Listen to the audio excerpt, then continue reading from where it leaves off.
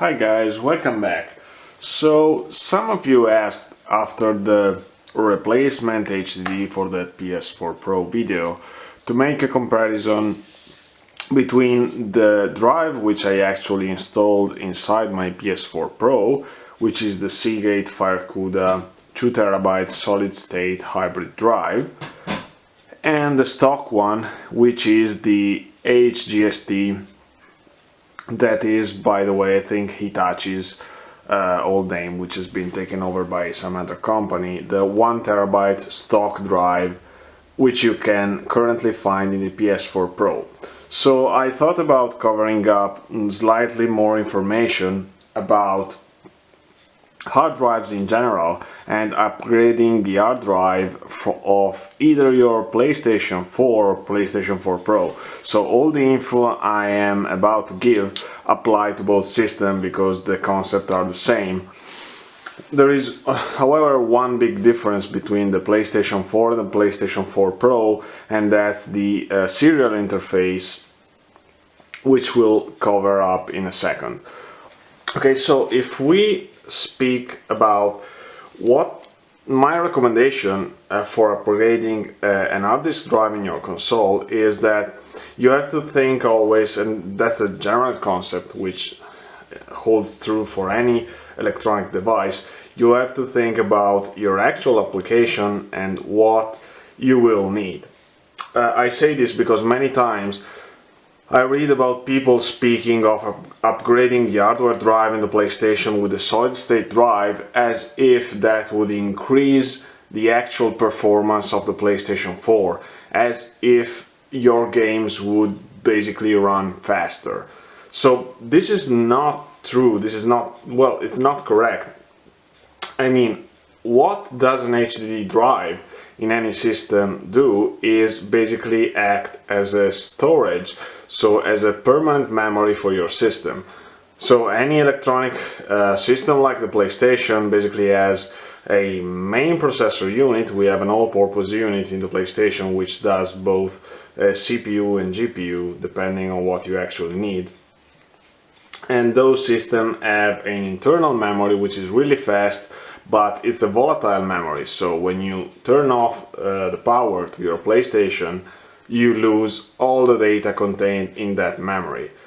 And the same is true for the RAM. The RAM is usually a really fast memory where you actually load, so when you load a save game, when you load a game, when you start any application, basically what happens is that data which is stored in a permanent memory is something which does not lose the data contained inside even after power off. So data from a permanent memory, which are usually slow, gets copied, loaded inside the RAM for a much faster access by the APU. Okay, so upgrading your hard drive serves mainly two purposes. The first one, and I think it's the most important one, is just storage capacity. So how much data you can actually store inside your storage unit. Well, 2 terabytes is much better than 1 terabyte. It holds more data. The second one is actually reducing the load times, and well, at the boot time is also some kind, it's basically the loading time of your operating system, so your firmware. When you start up the PlayStation from power off, it has to load basic data inside the RAM to actually make the operating system run. So the boot time is basically a load time. You can see it this way. So upgrading the speed of your hard drive will reduce the boot time, provided one important thing. Any hard drive, any peripheral, actually in a system is connected through a bus, a data bus. Usually now it's much more common to have serial data buses all around. Specifically for hard disk drive, the standard is now the SATA. Okay, so if you have a slow bus and you upgrade your hard drive to a speed which is higher than the serial bus to which it is attached, you will basically have wasted money and the performance of your drive, because you will have saturated the speed at which the RAM can communicate or the APU can communicate with your permanent storage. So this is the main difference between the PlayStation 4 and the PlayStation 4 Pro. So the PlayStation 4 has an older standard, which I think has a theoretical maximum rate of up to 3 GB per second, that is SHDD, but people were stating that basically the HDD SATA interface on the PlayStation 4 runs through the same as the USB 3.0, which then gives you a lower data rate for your hard disk drive. The PlayStation 4 Pro has the new standard, the SATA 3, which theoretically has a maximum bus speed of 6 gigabits, okay, that's bits not bytes, per second, which could allow you also to actually make use of a solid state drive, because your bus is not slower than your hard disk drive. Okay, so provided that you have enough speed on your serial bus, what is the actual data rate, maximum data rate transfer of these drives I'm about to compare, which are the stock drive from Hitachi, which you find in the PlayStation 4 Pro. This is the 2 terabytes drive which I installed in my old PlayStation 4, the standard one. And this is a Samsung, well, actually it's Samsung under Seagate license, so basically those two companies are the same. And this was a 2 terabyte unit, and it's a standard HDD, so it has no flash memory buffer. And this is the latest drive I purchased for my PlayStation 4 Pro, which is a 2 terabyte Firecuda SHDD, so it's an hard disk drive plus 8 gigabytes of flash memory, and that's a negative end memory, so NAND memory. The standard HDD, it's what is commonly called an electromechanical device. So basically you have a disk, a magnetic material disk which is spinning, and then you have a reader which moves about the disk and goes about fetching data in different sectors of the disk. So the data rate is dependent of the maximum speed of the hard drive. That's why you find on the label the maximum speed of the drive. All these drives are 5400 RPM drives. You can go up to 7200 RPMs, even more for some applications. You can find all these 3 ranges in the market, but I don't think that for a PlayStation it is even worth going to a higher speed drive, because usually, well, the cost increases, maybe the noise increases, and the gain in data rate is not needed for what you're doing with the PlayStation. We'll speak a little more about this later. So in any case, this is the speed of these 3 hard drives is the same, but this one has already better quality than the Hitachi. So Hitachi is the stock one, the standard one you will find inside your PlayStation. So what Sony does, they look for something which is quiet, so not noisy, really reliable, and has low cost, because obviously when you're manufacturing a console for the mass market, if you think about it, I mean, we are able to purchase a PlayStation 4 Pro for 400 euros or dollars. That's a really low price. So surely this is a standard, reliable, quiet, low power consumption drive, which Sony has selected also based on pricing, to mount and to install as default on their PlayStation 4 Pro. Good drive, but no more than that. This one, I bought it, let me think, more than 2 years ago for my standard PlayStation 4, and the actual price is about 110 euros or dollars. It's a fair price, 2 terabytes drive. They become really expensive. I mean, as soon as you go to the 2 terabytes, you can see that the price, given the form factor, is increasing rapidly, but I would say it's still worth to spend this amount of money on a 2.5 inches good quality 2 terabytes drive. Main difference between these two is this is a standard HDD drive, this is an hybrid drive, so this has 8 gigabytes of flash memory, which basically are controlled by the firmware of the hard disk drive, by its controller, and the sectors, so the data which you're accessing more frequently gets cached into this flash memory for more rapid access. So theoretically, after you install this and you use your system for a certain amount of time, this will learn what sectors you are accessing more frequently and make the actual access much faster. Another difference, I hope you can see it without going out of focus, is the thickness of these two.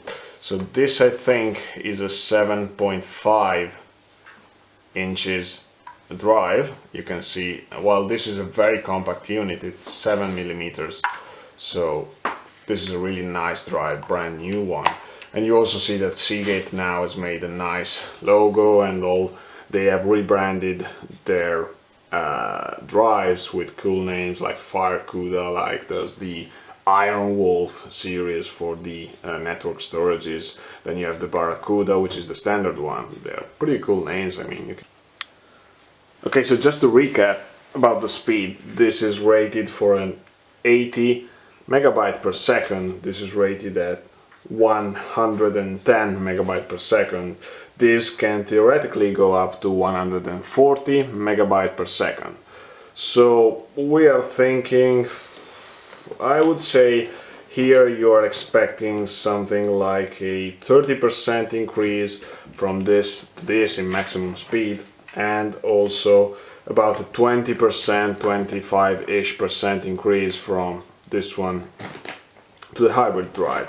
So this is roughly the increase you should be expecting on your loading times, but there are many other factors like how the operating system handles the drives, how much data is transferred, and all these numbers I just gave you are just to give you an idea of what you're paying for. The other point is that the maximum speed is always on a sequential read. But what is a sequential read? Is basically when you start reading from somewhere and you go on and all the data is contiguous, so next to each other. For example, a typical application where you do a sequential read is playing a video or loading a save game. But other data might be fragmented, so that gives you a random access read speed, which is much lower than the sequential one, because data could be on one sector, then other points get to another one. Depends on how fragmented the drive is and how the operating system is handling the storage. But I mean, let's talk about price, and then we will speak about real world performance, what I saw directly on my PlayStation. Because you can find all kind of detailed benchmarks on the web, but I would say that the most important information for you guys is the cost, what you're actually paying for, and what happens for real in your PlayStation. The price of this guy is the best one because it comes for free. This one is currently 110 euros. I paid this one about 140 euros. The same goes for dollars, I think. And now you can find it for, I think, 10 euros less, like 130, because surely they raised the price of this one when the PS4 Pro came out because there was a high demand. What else? So what happens?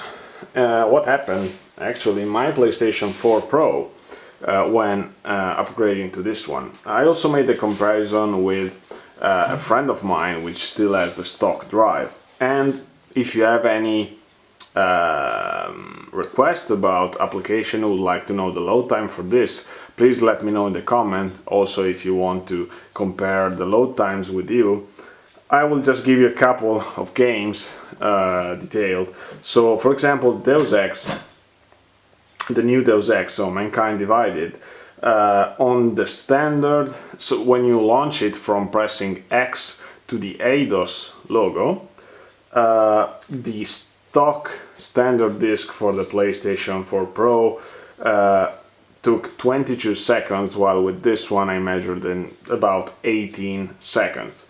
So you are talking about a 20% improvement.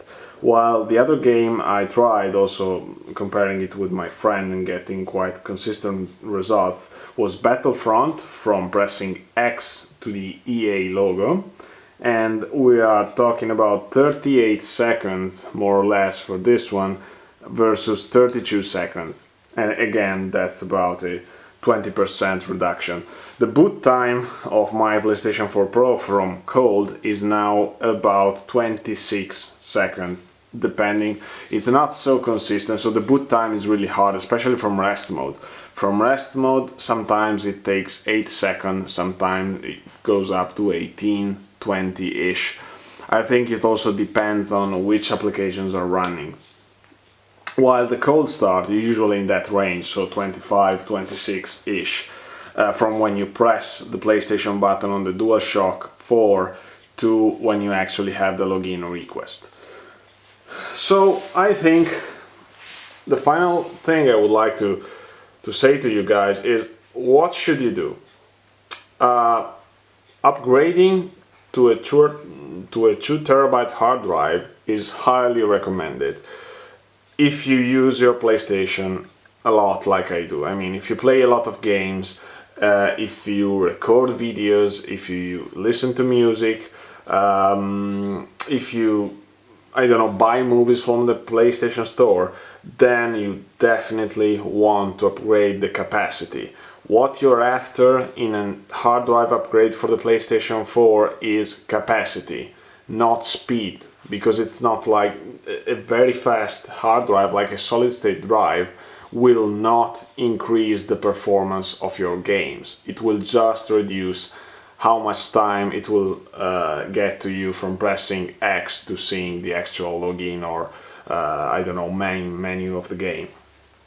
So definitely you want to upgrade to 2 terabytes if you plan on doing a lot of games, if you want to keep them installed. So I basically did not ever cancel anything from day one, I think, and I have friends come over, so I keep a lot of couch co-op games installed.